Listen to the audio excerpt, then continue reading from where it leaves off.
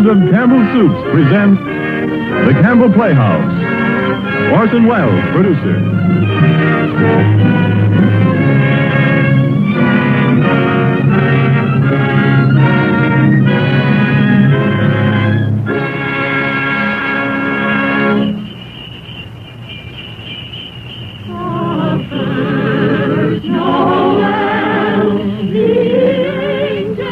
Good evening. This is Orson Welles. There are clearly a number of ways in which a Christmas carol could be introduced. Myself, I am most struck by the happy fortune that enables us on this Christmas Eve to present Mr. Lionel Barrymore, the best-loved actor of our time, in the world's best-loved Christmas story, A Christmas Carol. It is the American way, as we know, to establish traditions quickly where popular instinct and sentiment pronounce them sound. And so it is that today, actually only the 5th anniversary of Mr. Lionel Barrymore's first playing of the part of Ebenezer Scrooge for the Campbell Playhouse, there is, I think, in all America, nothing more eagerly awaited, more firmly rooted in the hearts of the radio family that numbers millions, than this yearly performance of A Christmas Carol. A Christmas Carol, as Charles Dickens wrote it, has by common consent long been a classic. Mr. Lionel Barrymore's appearance in it is rapidly becoming one. And now, just before A Christmas Carol, Ernest Chappell has a special Christmas greeting from the makers of Campbell Soups. Mr. Chappell. Thank you, Orson Welles. As the old year draws toward its close, we of Campbell's feel a bond of warmth and gratitude toward each of you, our friends.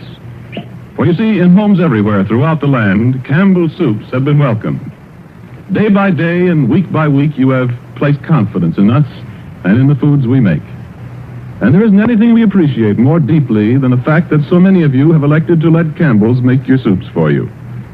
And so when Christmas comes, we look about to find some way to show our appreciation, some Christmas present by which to say thank you. The gift we chose 5 Christmases ago and have chosen each year since has become a part of Christmas to many and many a family. It has become a Christmas custom to gather around the radio to hear and to enjoy A Christmas Carol. And since it is Christmas Eve, we hope, too, that the younger members of the family are permitted to stay up and listen before dreams and visit of Santa. We get a great deal of pleasure planning and preparing this Christmas gift, and now it's ready. Off come the wrappings, off come the tags that say, please do not open till Christmas. Out comes the card, to you from Campbell's. And here is the gift itself.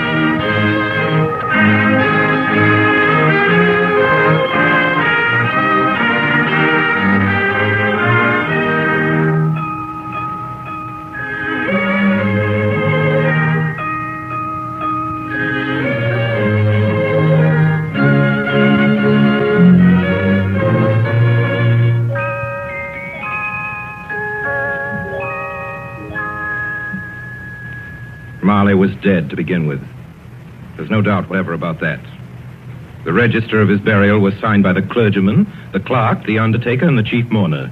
Scrooge signed it, and Scrooge's name was good upon change for anything he chose to put his hand to. Old Marley was as dead as a doornail. Scrooge knew he was dead? Of course he did. Scrooge and Marley were partners for I don't know how many years. Oh, but he was a tight-fisted hand at the grindstone, was Scrooge. A squeezing, wrenching, grasping, scraping, clutching, covetous old sinner. And once upon a time, of all the good days in the year, on Christmas Eve, old Scrooge sat busy in his counting house, a grim, cheerless place if ever there was one. The door of Scrooge's counting house was open, that he might keep his eye upon his clerk, Bob Cratchit, who in a cold and dismal little cell beyond worked at his ledgers. 19, 20, 21, 22. Merry gentlemen, let nothing you dismay. 23, 26, 29. Christmas Day. 11, 13, 17, 7, carry 1. Bob Cratchit. Yes, Mr. Scrooge? Stop that infernal caterwauling. Yes, sir. 9, 15, 17, 29, carry 1. Impudence. Singing their idiotic Christmas carols at my very door. Go somewhere else and bellow your blasted carols, or I'll give you in charge. Sorry, Governor. It's an old custom at Christmas time, you know. Yes, and I don't want any of your old customs. Take your fellow fools and go away. Christmas. Blah. Right, sir. Merry Christmas anyway, sir. A Merry Christmas, Uncle. A Merry Christmas, Bob. Merry Christmas, Mr. Fred. God save you, Uncle. Humbug. Christmas a humbug, Uncle? No, I'm sure you don't mean that. I mean just that. Exactly that. Merry Christmas. What right have you to be merry? What reason have you? You're poor enough. Well, what right have you to be dismal about Christmas, Uncle? You're rich enough. Now, Uncle, don't be cross. Well, what else can I be when I live in such a world of fools? What's Christmas to you but a time for paying bills without money? Merry Christmas. A time for finding yourself a year older and not an hour richer.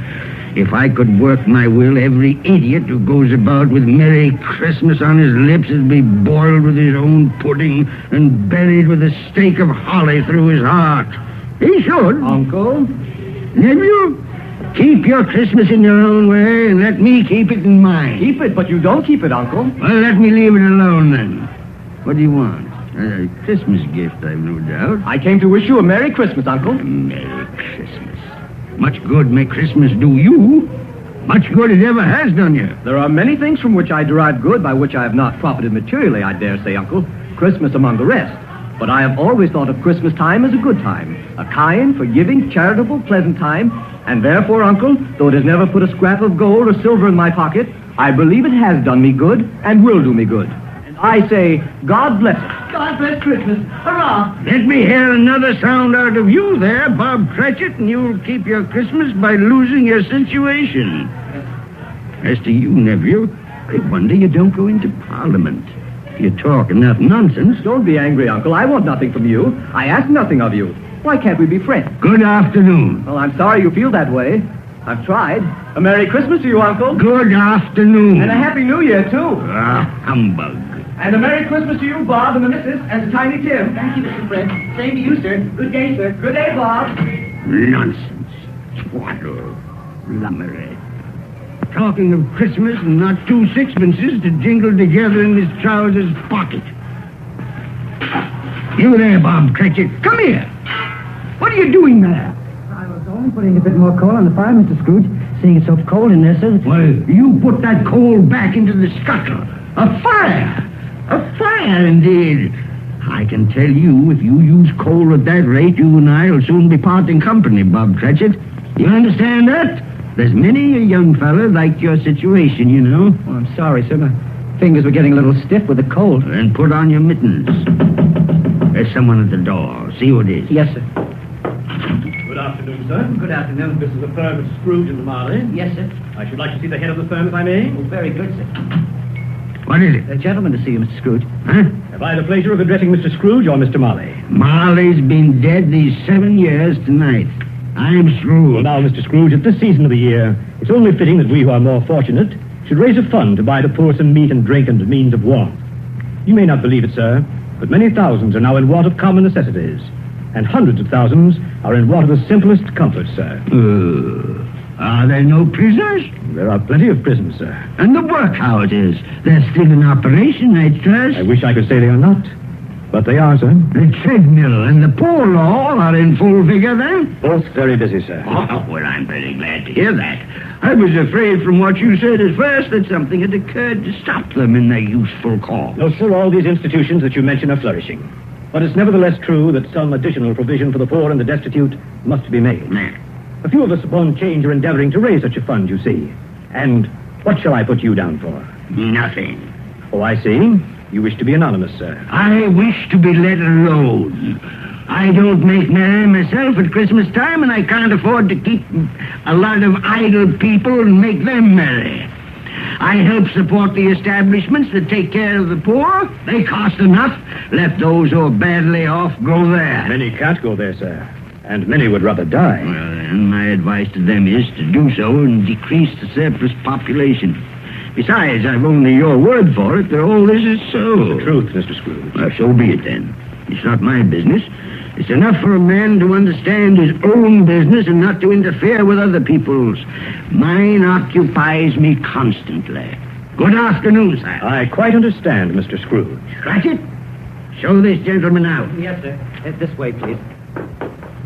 Sir, I couldn't help overhearing. I should like to contribute threepence. Cratchit! Yes, sir. It isn't much, but it's all I can afford. But there are others in worse situation than I am. You're a generous fellow. I wish I might say so of your employer. Cratchit! Yes, sir. Good afternoon, sir. Good afternoon. Merry Christmas. Merry Christmas. Yes, sir. Merry Christmas. Close the door. Yes, sir. I have closed it, sir. 24, 31, 1 and carry 3. A new scarlet tippet for Tiny Tim. And a comb for Martha. 33, 3 and carry 3. Hair ribbon for Belinda. 4, 7, 12, 15. I suppose you want the entire day tomorrow. If it's quite convenient, sir. It's not convenient, and it's not fair. But I suppose I can't do anything about it. If I was to stop half a crown of your wages, you'd think yourself very ill-used, I'd be bound. Well, sir, And yet you don't think me ill-used when I pay a day's wages for no work? It's only once a year, sir. Once a year. Once a year, indeed. A fine excuse for picking a man's pocket every 25th of December. But I suppose it's no good talking. You must have the whole day. Well, see that you're here all the earlier the next morning. Do you understand? Oh, I will, sir. I will, sir, indeed. Good night, sir, and Merry Christmas. Merry Christmas.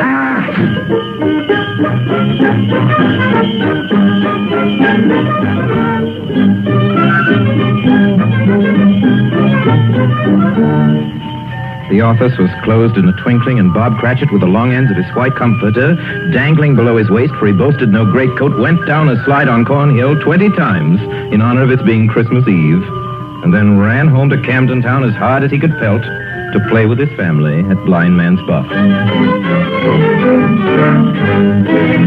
Scrooge, on the other hand, took his melancholy dinner in his usual melancholy tavern. Having read all the newspapers and spent the rest of the evening with his banker's book, went to his dismal house. Darkness is cheap, and Scrooge likes it. The yard was so dark that even Scrooge, who knew its every stone, had to grope with his hands through the fog and the frost to find the door. Scrooge walked through his rooms to see that all was right. Sitting room, bedroom, lumber room, all as they should be. Nobody under the table, nobody under the sofa. Nobody under the bed, nobody in the closet. Closed the door. Locked himself in, double locked himself in. Then took off his cravat, put on his dressing gown and slippers and his nightcap, and sat down before the fire to take his gruel.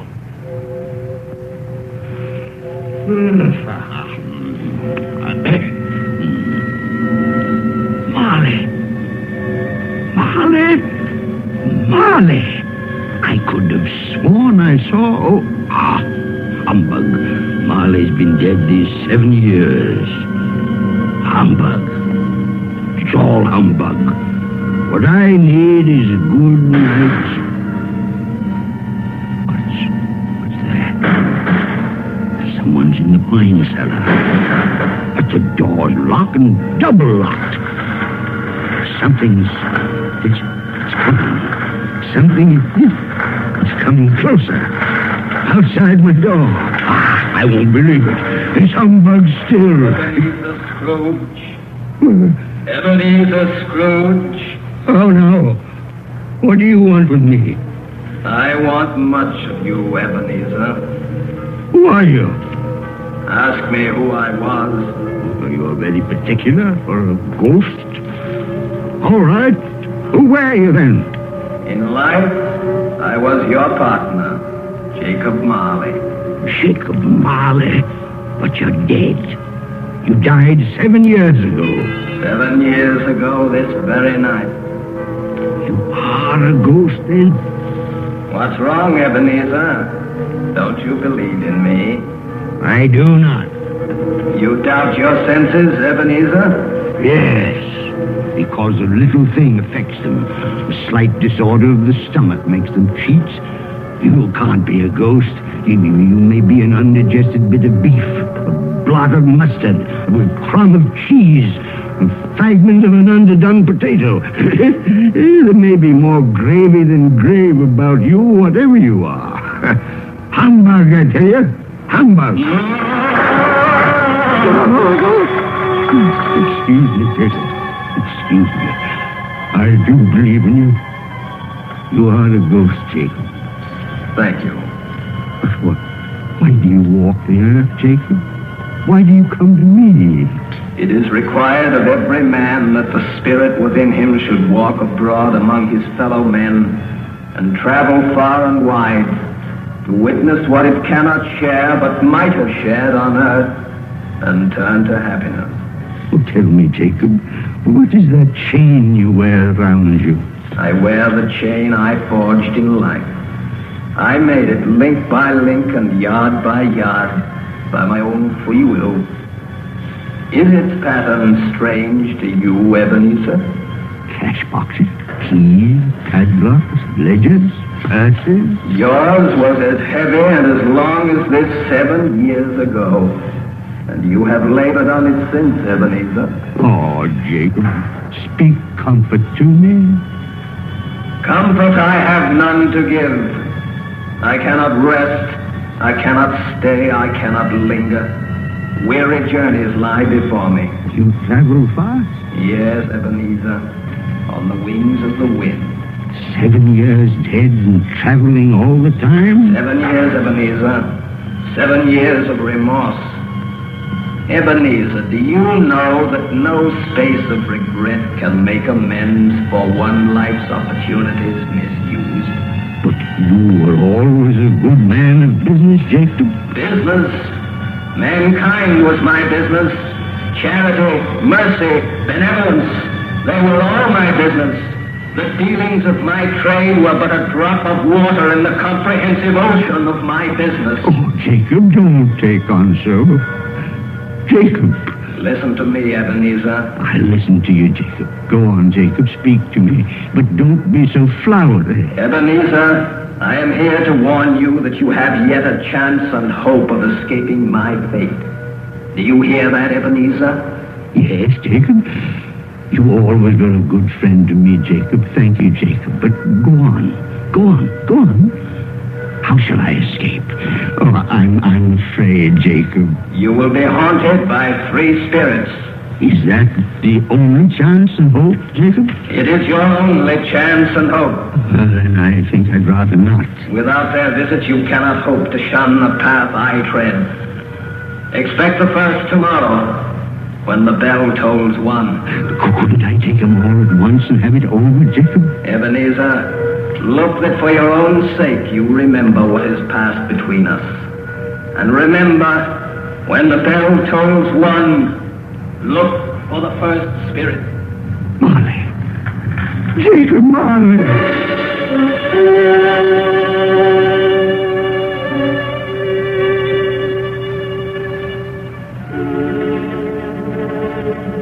Scrooge awoke. He was lying on his bed fully dressed. Suddenly the curtains of his bed were drawn aside. Scrooge found himself face to face with the unearthly visitor who drew them. As close to it as I am now to you. And I am standing in the spirit at your elbow. It was a strange figure, like a child. Yet not so like a child as like an old man. Who is that? Ebenezer Scrooge, I have come for you. You are the spirit, sir, whose coming was foretold me? I am that spirit. What are you? I am the ghost of Christmas past. Long past? No, your past. But what do you want of me?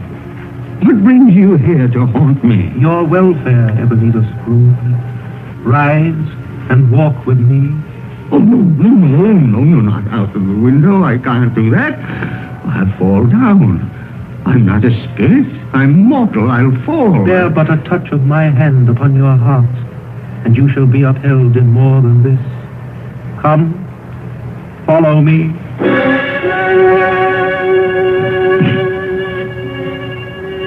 Where are we?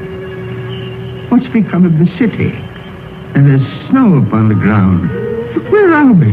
These are the shadows of the things that have been. You recognize this countryside? Oh, I know every inch of it. Every rock, every tree. And that bleak building over there? That building. I was a boy there. Yes, I went to school in that horrible place. Do you recollect that path? I could walk it blindfold. Strange you've forgotten so many years. Come, let us go closer. Look through the window into that cold, barren room. What do you see, Ebenezer Scrooge? I see a boy. A solitary child, neglected by his family, alone. Yes, I see. I know that boy. Oh, I was so lonely. Poor boy. Your lip is trembling, Scrooge. And what is that on your cheek? It's nothing at all. I wish it's too late for that now. What's the matter? Nothing. The waits came to my door singing Christmas carols last night. There was a boy like that among them. A poor, thin, pale boy in a ragged coat. I'd like to have given him something, that's all. Is that all? Come, Ebenezer Scrooge. Let us see another Christmas.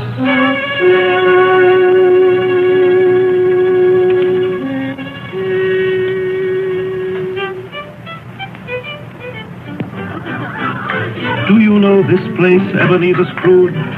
Know it? Know it? Why, this is the counting house where I was apprenticed. Listen. Your partners. Why, it's my old master. Bless his heart, old Fezziwig. My master, alive again, and host of one of his Christmas parties. Listen to him.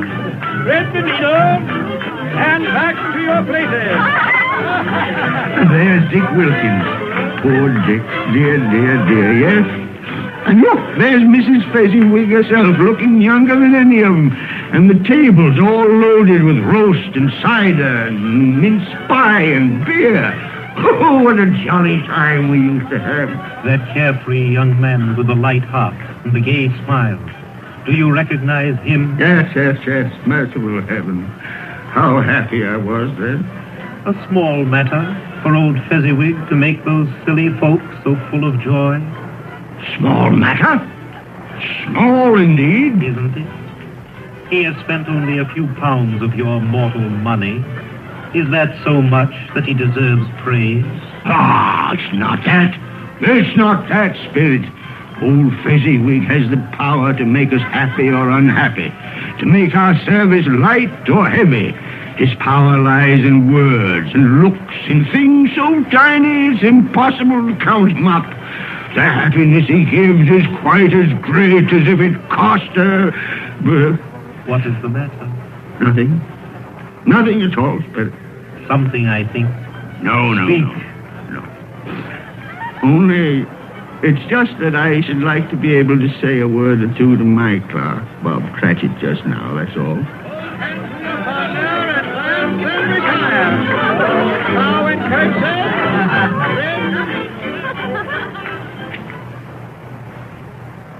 My time grows short, and we have yet another journey to make. Where now? Come. This is our last visit to the past, Ebenezer. Here, in this little room, with a fair young girl by your side. Do you recognize yourself, Ebenezer? Oh, no. Spare me this. You're older now, a man in the prime of life. Your face has begun to wear the signs of care and avarice.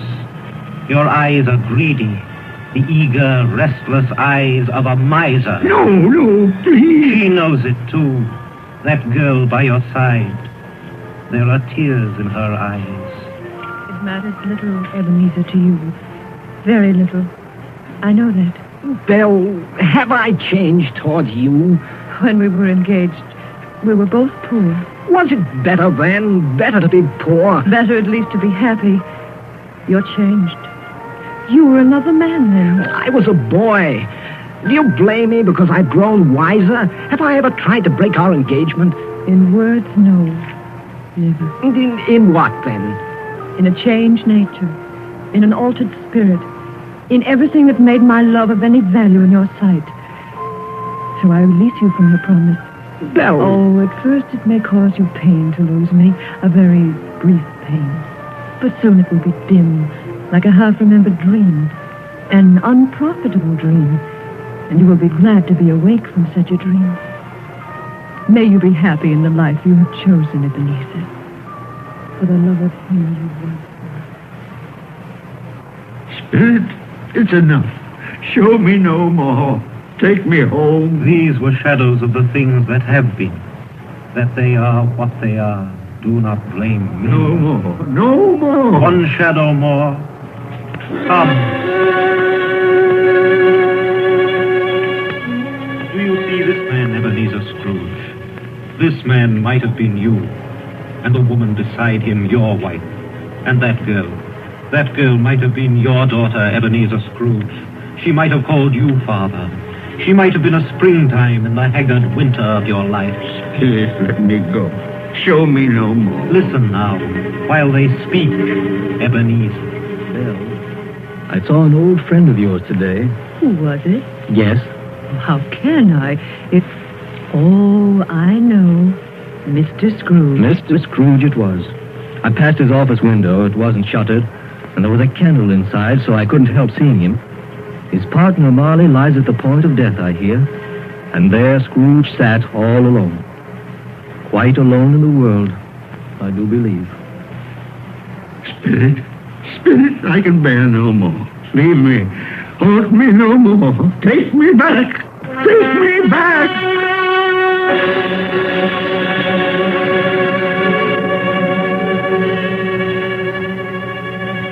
Good King Wenceslas looked out on the feast of Stephen, when the snow lay round about, deep and crisp and even, brightly shone the moon that night. You are listening to the Campbell Playhouse, bringing you tonight the 5th annual presentation of Charles Dickens' A Christmas Carol, produced by Orson Welles and starring Lionel Barrymore as Scrooge. This is the Columbia Broadcasting System. When the snow lay round about, deep and crisp and even, brightly shone the moon that night, though the frost was cruel, when a poor man came in sight, gathering winter dew. And now, back to the Campbell Playhouse and the 5th annual presentation of A Christmas Carol. A Christmas present from the makers of Campbell's Soups.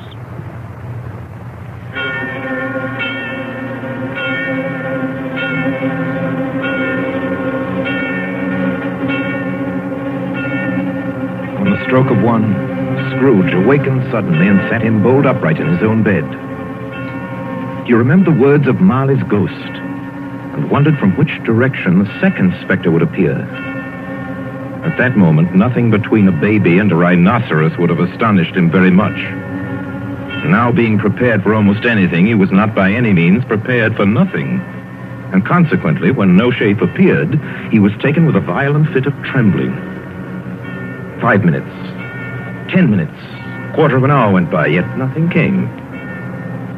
Then, as he sat in his bed, he became aware gradually of a great blaze of ruddy light that seemed to shine upon him from the adjoining room. He got up softly and shuffled in his slippers to the door. It was his own sitting room, there was no doubt about that. But it had undergone a surprising transformation. The walls and ceiling were so hung with living green that it looked a perfect grove.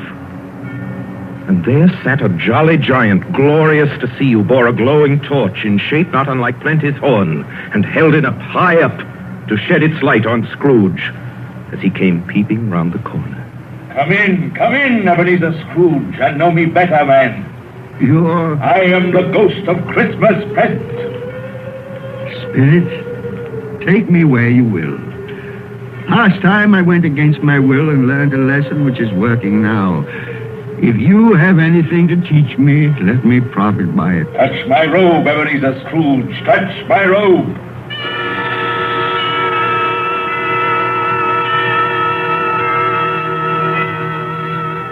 Where have you brought me, Spirit? To an humble dwelling in an humble street. It's miserable enough. Yet there is happiness there. Who are these people? Who's that woman? And the children? These are the family of your clerk, Bob Cratchit. See his wife, dressed in a twice-turned gown, but brave in ribbons, laying the table for their Christmas dinner. And there, assisting her, is her daughter, Belinda. And the young man with the fork in the stuffing, that's Master Peter Cratchit. And the two little Cratchits. Listen, Scrooge, and watch. Here's Mother. Quiet, children, quiet. Now sit you down before the fire, Martha, and have a warm, Lord bless you. Where's Father? He's been to church with Tiny Tim. They'll be along directly. How is Tiny Tim, Mother? Any better at all? Sometimes I think he is. And sometimes I think, oh, dear God, if anything should happen to Tiny Tim. Oh, Mother, you mustn't even think of such a thing. Everybody. Martha, welcome, my dear. Oh, Merry Christmas, Father, and Tim. Merry Christmas, Martha. Oh, Tim, you darling. Oh, Father, I'm so glad to be home. And we're glad to have you, Martha. And how did little Tim behave in church, Bob? As good as gold and better. I like church, Mother. Oh, they sang the nicest songs. I hope people saw me there. Saw you there? And why, Tim? Well, don't you see? Because I'm lame. And if they saw my crutch, it might be pleasant for them to remember on Christmas who it was made lame beggars walk and blind men see. Bless you, my son. Are we ready to eat, Mother? Oh, come on, children, we're all ready. Come, take your places and wait your turn. There's plenty of stuffing and dressing and plum pudding for all of you. Martha, take care of Tiny Tim and see that he eats plenty. Yes, he must Mother. get strong and well. Now sit down, everyone. Yes, come on, Tiny Tim. And now, my dears. I see a vacant seat in the poor chimney corner, and a crutch without an owner, carefully preserved. No, kind spirit. Say he'll be spared. Say he'll live. If these shadows remain unaltered by the future, Ebenezer, the child will die. And to praise thy name. Amen. Amen. And now, my dears, with such a dinner, a toast. A Merry Christmas to us all, and God bless us. God bless us, everyone. And now to Mr. Scrooge. I'll give you a toast to Mr. Scrooge, the founder of the feast. Oh, the founder of the feast, indeed, who pays you all 15 shillings a week. I wish I had him here. I'd give him a piece of my mind to feast on, and I hope he'd have good appetite for My it. dear, the children, Christmas Day. It should be Christmas Day, I'm sure, on which one drinks the health of such an odious, stingy, unfeeling man as Mr. Scrooge. You know he is, Bob. Nobody knows it better than you, poor fellow. My dear Christmas Day. I'll drink his health for your sake and the day's, not for his. Long life to him. A Merry Christmas and a Happy New Year. He'll be very merry and very happy, I have no doubt. And I say God bless him too, Mother, and everyone. Yes, Mr. Scrooge. Very well.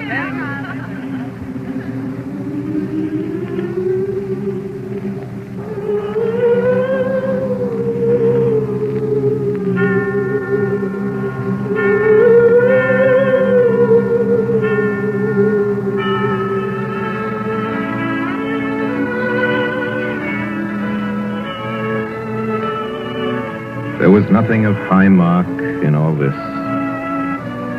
They were not a handsome family, these Cratchits. They were not well dressed. Their shoes were far from being waterproof. Their clothes were scanty and had known, very likely, the insides of a pawnbroker's. But they were happy, grateful, pleased with one another and contented with the time. And when at last they faded, Scrooge had his eye upon them, and especially on Tiny Tim until the last. Many calls Scrooge made that night with a ghost of Christmas present. Down among the miners they went who labor in the bowels of the earth, and out to sea among the sailors at their watch, dark, ghostly figures in their several stations. Much they saw and far they went, and many places they visited, but always with a happy end. The spirits stood beside sick beds, and they were cheerful. On foreign lands, and they were close at home.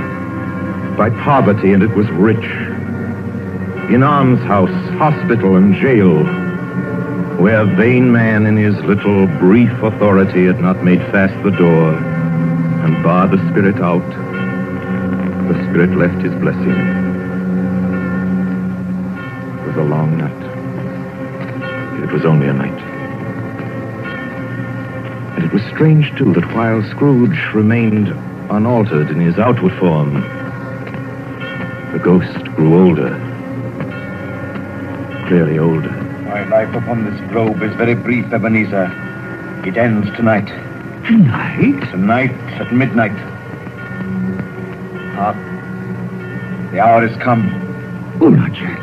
Not yet. Now, there are still more things I wish to learn. These you will learn from still another spirit. Still another spirit, Ebenezer. Scrooge looked about him for the ghost. It had vanished. But he found himself once more in his bed, in his dressing gown and his nightcap. He'd heard the clock strike. And then he remembered the prediction of old Jacob Marley, and lifting up his eyes, beheld the third spirit. A solemn phantom,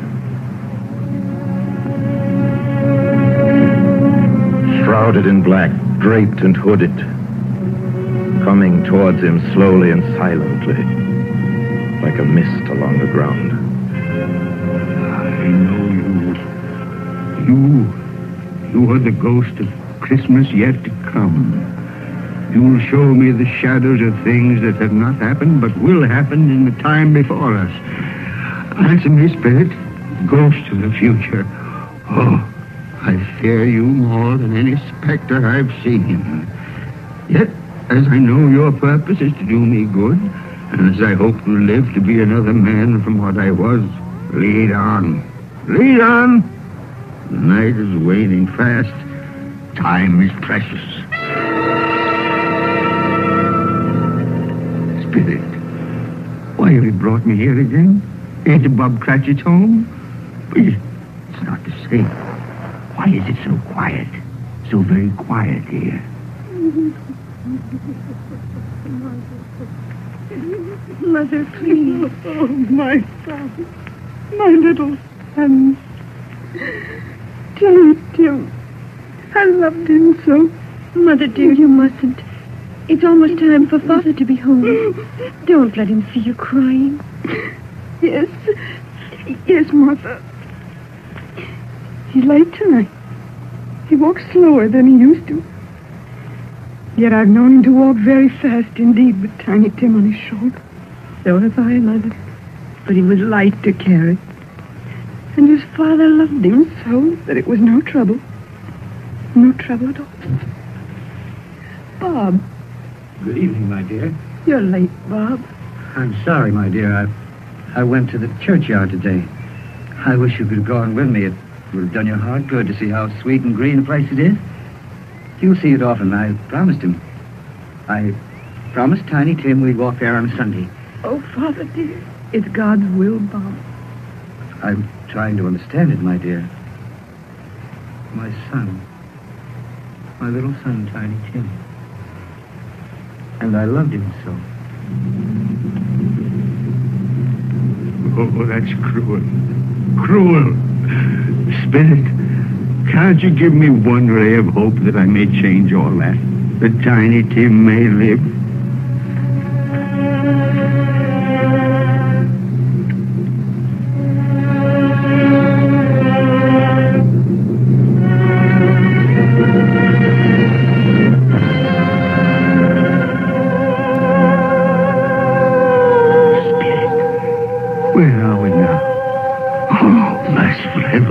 Churchyard, overrun by grass and weeds, choked with too much burying, desolate, a lonely, crumbling gravestone. Spirit, now before I draw nearer to that gravestone, answer me one question. Are these the shadows of things that will be, or are they the shadows of things that may be only? Will you not speak to me, Spirit? What is that grave to which you point? Now I see. There's writing on that stone. The name on the gravestone is Ebenezer Scrooge. Ebenezer Scrooge. Oh, Spirit. No. Spirit, hear me. I I'm not the man I was. Why show me this if I'm past all hope? Tell me that I may change these dreadful shadows that have come, that you've shown me by an altered life. I'll honor Christmas in my heart, and I'll try and keep it all the year. I live in the past, the present, and the future. I will not shut out the lessons that they teach. Tell me, do, Spirit, please tell me that I can sponge away the writing on that stone, Spirit. I beg of you, Spirit, Spirit.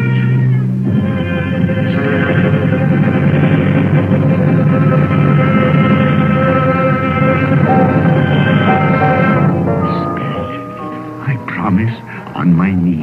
I promise.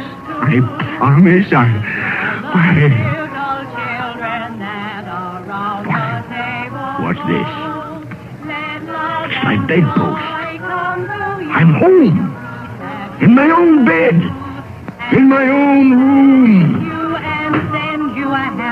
And the sun. The sunshine. It's clear. It's bright. No fog. Oh, what a beautiful day. Glorious. Glorious. Boy. Oh, boy. Yes, sir? What's today? What's that, sir? What day is it, my fine fella? Today?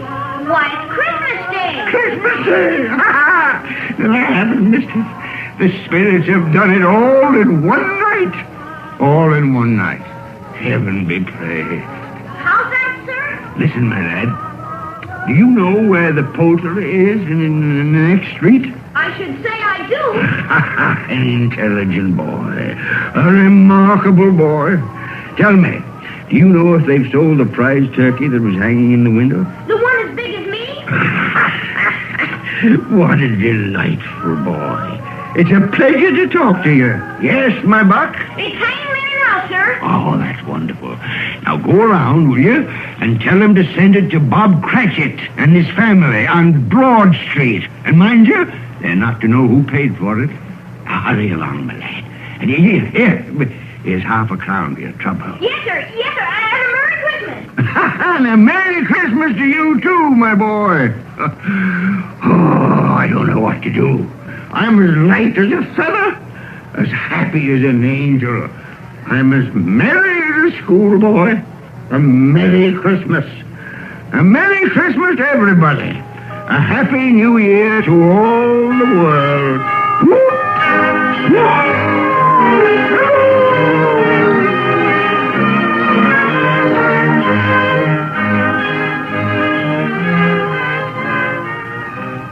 Next morning, Scrooge was early at his office. He went early for a reason. If he could only be there first and catch Bob Cratchit coming late. That was the thing he'd set his heart upon. And he did it. Yes, he did. The clock had struck 9.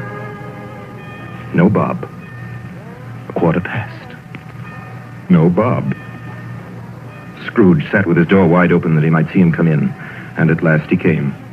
His hat was off before he opened the door. His comforter, too. He was on his stool in a jiffy, driving away with his pen, as if he were trying to overtake 9 o'clock. 8 and 17 and 15, carry the 1, 24, carry the 2, 31, carry the 4, 8 and 6 and 14, carry the 8. Hello, you, Cratchit. Yes, sir. Step this way, Cratchit, if you please. Cratchit, what do you mean by coming in at this time of day? Oh, I'm very sorry, sir. I'm behind my time. You are? You are?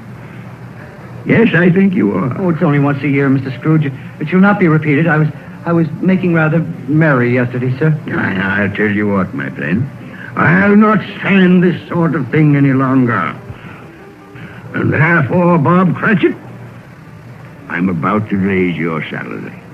Mr. Scrooge, are you quite yourself, sir? No. No, thank heaven I'm not quite myself. Merry Christmas, Bob. Ha ha! Merry Christmas, my good fella. A merrier Christmas than I've given you in many a year. I'll raise your salary, and we'll see what we can do for Tiny Tim and the rest of your family. We'll discuss it this very afternoon over a Christmas bowl of smoking bishop. Bob! Bob, make up the fire. Take it up and buy another coal scuttle before you dot another I.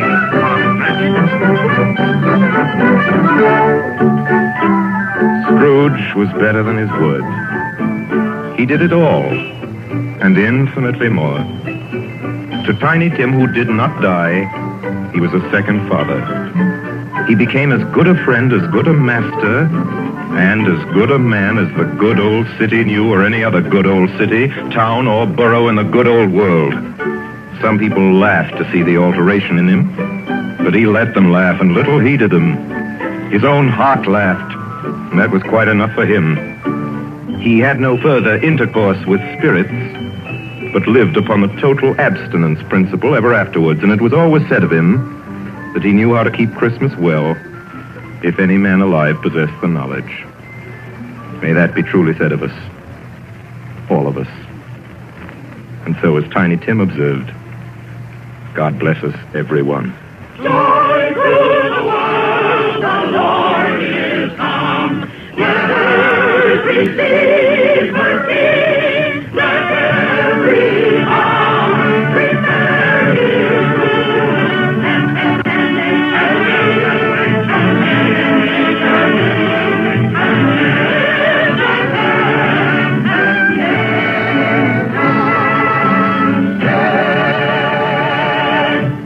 You have just heard our annual presentation of Charles Dickens' A Christmas Carol, starring Lionel Barrymore, brought to you by the makers of Campbell Soups.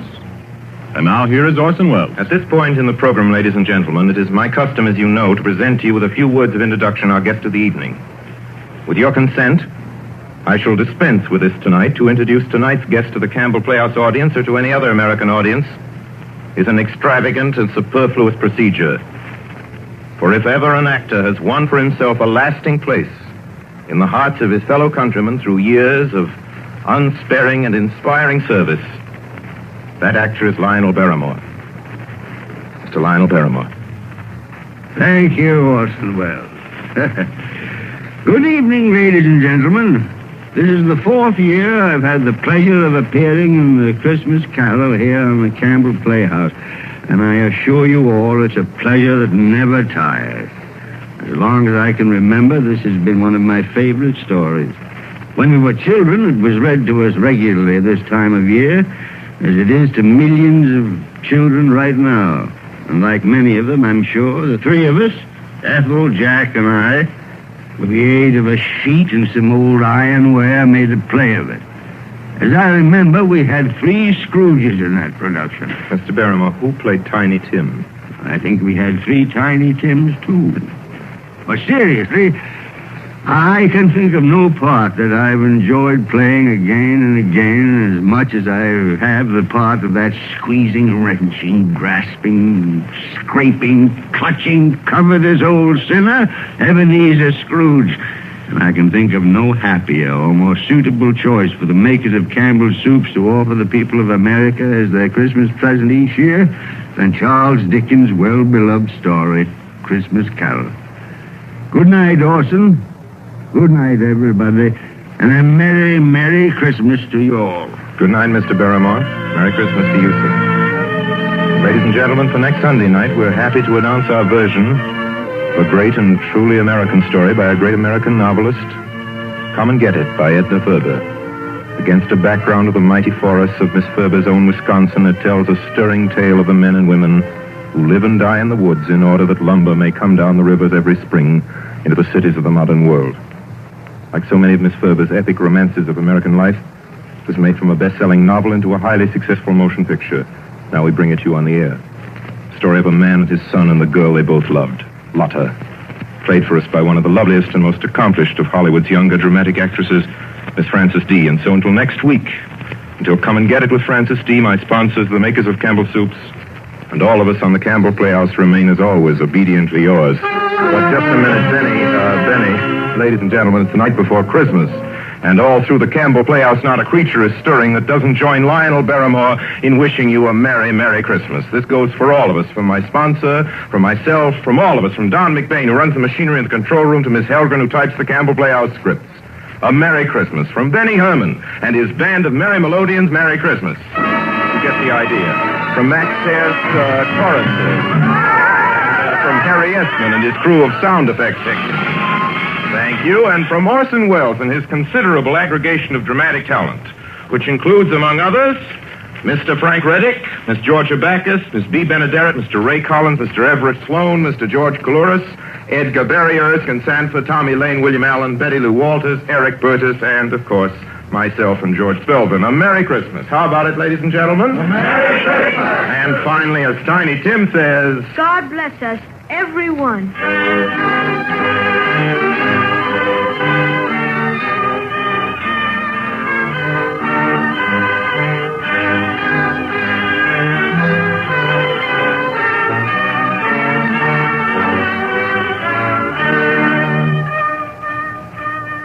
The makers of Campbell's Soups join Orson Welles in inviting you to be with us in the Campbell Playhouse again next Sunday evening when we bring you Edna Ferber's Come and Get It with Miss Frances D. as our guest. Meanwhile, if you have enjoyed our 5th annual presentation of A Christmas Carol, won't you tell your grocer so this week when you order Campbell's Soups? This is Ernest Chappell saying thank you and a Merry Christmas to you all.